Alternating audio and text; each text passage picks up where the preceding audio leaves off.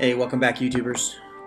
Some of you may be asking, why is there no episode 1 to this? Shouldn't there always be an episode 1? Well, part of the problem is that it got garbled in my noobness, and I didn't end up getting it saved correctly. So what I'm going to do is I'm going to go do is it an epilogue, a prologue, whatever you want to call it, and show you a little bit about how to mage and how you can kickstart your mage and get him started, get him going much faster. So here's what you need to know. First off, I'd like to introduce you to Reg. He's in the top corner up here. This is Reg. Okay, you'll notice he's only level 6, not very high level at all. He's just starting to get some good skills and equipment, and we're going to talk about all that. But before we get to that, I wanted to talk a little bit about what your primary stats are as a mage and how they work. All right.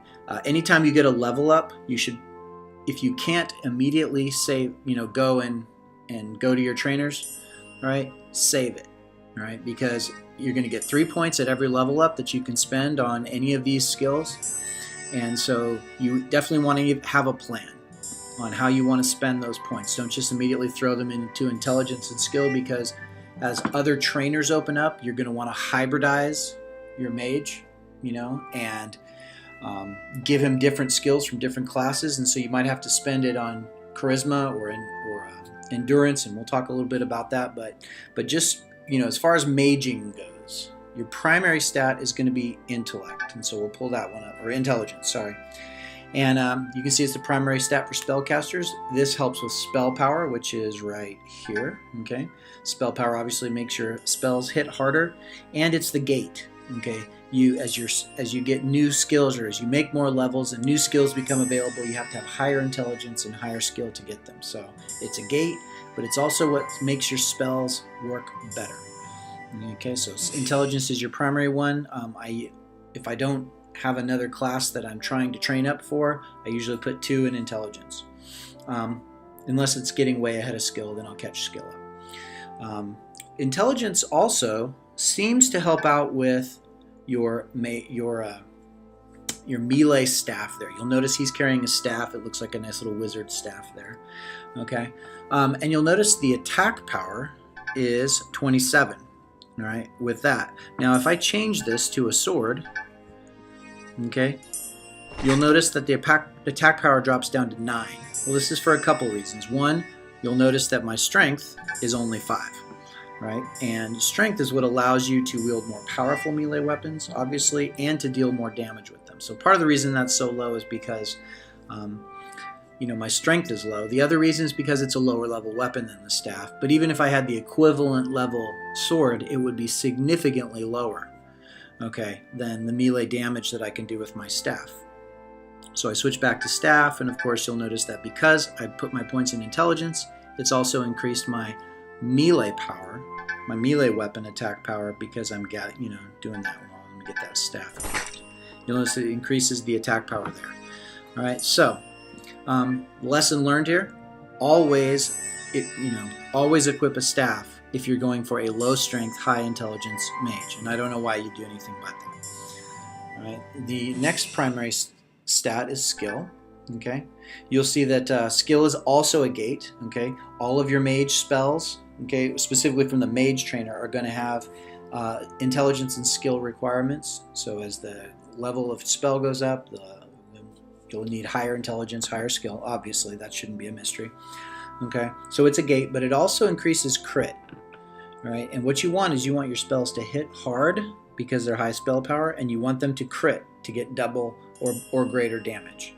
All right, and so that's what skill does for you. There's a couple other ones that you might want to be paying attention to. One is endurance. If you choose to equip witch spells, and I do have one, and I'll show you that in a minute. If you choose to use them, you'll need more endurance, because that's one of the gates for witch spells. All right, the last skill that I wanted to talk about, at least the one that I wanted to, or not skill, but attribute that I wanted to talk about, was charisma. Charisma is what you need for the bard spell charm, and I think that's a skill that everybody needs. Definitely makes your early game go by a little bit easier. I think it'll always be on your skill bar, and we'll talk about that in just a minute. So while we're transitioning to skills, Actually, let's talk about equipment before we get to skills. Equipment. We've already talked about how important it is to have a staff. A staff is obviously going to increase your spell power, and you're going to get better melee damage with it for those rare times when you have to bonk somebody on the head. But the other thing that you have to have is you want to have robes on, all right? And that's this right here, okay?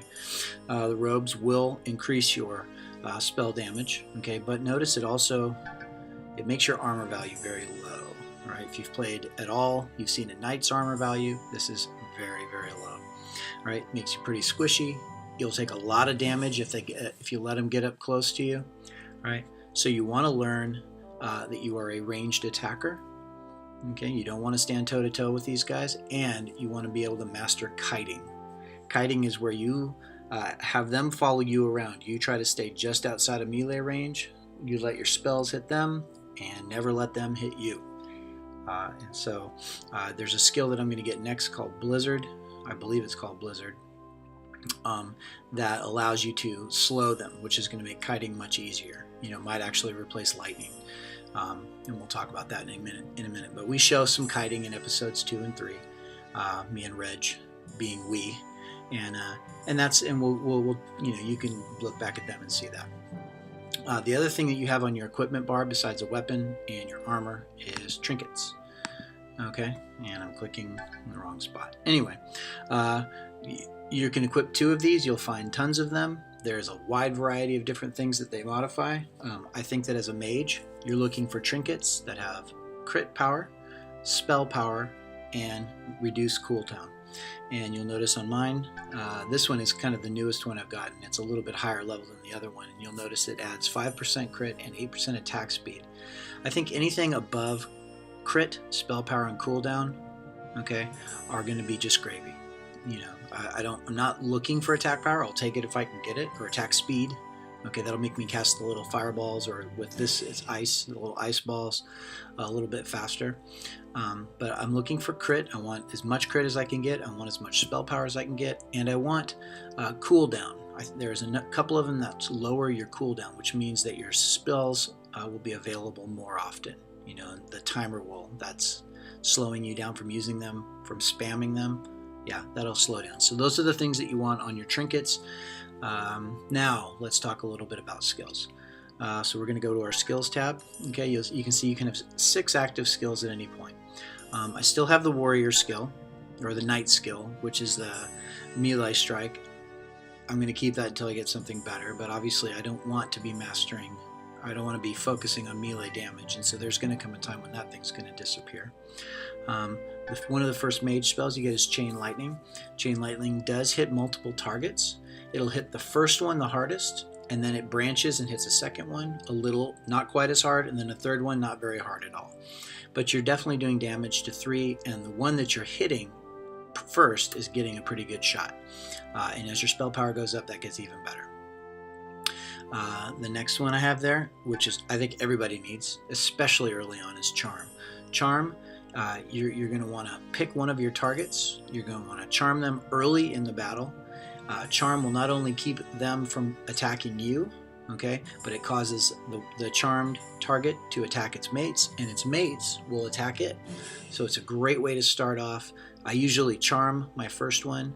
I drop a meteor on the group that gathers around him, and then I hit him with lightning. So by that time, between all the damage that's being done, the charmed guy's usually dead, and I've got to just clean up the little bit of mess. So Charm is it's a bard skill. It will require 3 points in charisma to get your charisma up to 8, and that's this one here, if you don't know what charisma is. But definitely worth getting. Meteor is one of the other early mage spells. It's an AoE. It's an area of effect. The bigger the group you can gather, the more things that take damage. And so that's a really great spell. Like I said, I like to charm things. I like to let a group gather, hit them with meteor, hit them with lightning, and then clean them up with ice or fire or whatever else. The other skill I have, I mentioned that I had a witch spell as well. This one's called Drain Life. It doesn't return a ton of life to you, but it actually hits pretty hard. So it's another good way to deal a pretty good blow. It's another skill that will do a lot of damage, and it gives you a little bit of health back. don't look for a ton of health early on. I imagine as spell power grows, that will grow also if I end up keeping this. But I know that on the Paladin that I'm playing, Paladin has a really great aura that I may end up having to go get at some point, called Aura of Light, where the damage you do returns health to you, and that seems like it would be a good investment in in the levels it's going to take to increase my strength and my endurance up to where I can get that. So we will see how that plays out. I might get distracted and look at something else, but these are your skills. Understand that other classes, okay, you'll notice I have a witch skill, I have a bard skill. I've been looking at some of the other skill trees, and I'm thinking there's some other good things that would synergize well with a high damage dealing mage that I might want to go get. So what you want to unlock your other trainers as soon as they become available, and do their quest lines, okay, and find those skills that you feel like would synergize well with your playstyle. And then let's talk a little bit about quests. Oh, there's also passive skills. I didn't mention that. I don't have a lot of passives yet. I have the staff passive, which allows you to wield staves. That's one of the first spells you get. I think it's the second spell you get as a mage. And then later you have wild magic, which increases your crit with all spells. Obviously you want that, So now I've got 15%, plus 15% chance to crit every time, just between this and the panther, the little panther claw there. So, high crit, just like WoW or any of the other RPGs where there's a spellcaster. High damage, high crit, you definitely want that. Anyway, let's go on to early quests. So let's close that out. Okay, here's your quest map, obviously. You're going to start here in this town. They're going to send you to Eston, which is where your trainers and your equipment vendor is. All right, but after that, where you go is, one of your first quests you'll get is for Goblin Hovel. You can see I've already done this quest. It's a low level quest. Goblin Hovel is nice because not only is there a quest attached to it, which will give you 1,000 gold, or excuse me, 100 gold. This is one of those ones that you can go through multiple times. This kind of reminds me of playing Diablo 2, where you'd go through an area 4 or 5 times, get some extra gold, get some extra loot, get some extra levels, and just clean up. And so that's what Goblin Hovel is. It's what's going to get you those first 2 skills, especially first 2 or 3 skills. And you should leave out of there with a staff. You should leave out of there with some robes. You can do that. Anyway, the next one that I would recommend doing, of course we're going to get an encounter. Okay, well here you get to see a level 6 mage in operation. This will probably go quickly because this should be a low level encounter. Yeah. I always want to target, there's how charm works. I always want to target him. Since this guy didn't get picked up, I'm just going to blast him.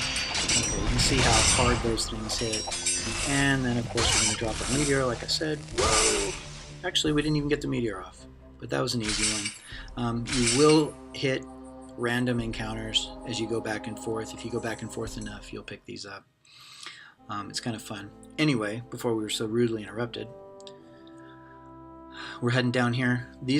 After you do Goblin Hovel, I'd recommend doing Gloomy Path and Witch's Hut. You'll get a quest for the Witch's Hut, which will lead you to a dungeon. We covered that one in episode 2 or 3. I don't remember which one. Episode 3, I believe. Or maybe it's 4. It's one of them. Anyway, those are the next ones you'll want to finish up. And after you've done those, then I would head over to the mine. I would do Abandoned Shaft. And then there's another quest, Rich Vein, that you get from the equipment vendor there in Eston, and they'll get you a piece of superb ore, which you can then take back and trade in for either a sword, a dagger, a club, or a gift card. And since you're a mage, you're definitely going to want to take the gift card. It's 250 gold, and I show how that worked out, how I played that out in episode 3, I believe. Then after here, I think you'd probably want to head up to the castle. You've got more trainers, a better equipment vendor, and then you've got a quest that you can get from the castle, which is the main quest for the game. And I think that's probably enough to get you started. So there's your kickstart for your mage with a little how-to mixed in. And hey, this is Stormy iOS. Thanks again for watching. If you like what you saw, please like, comment, and subscribe. See you next time.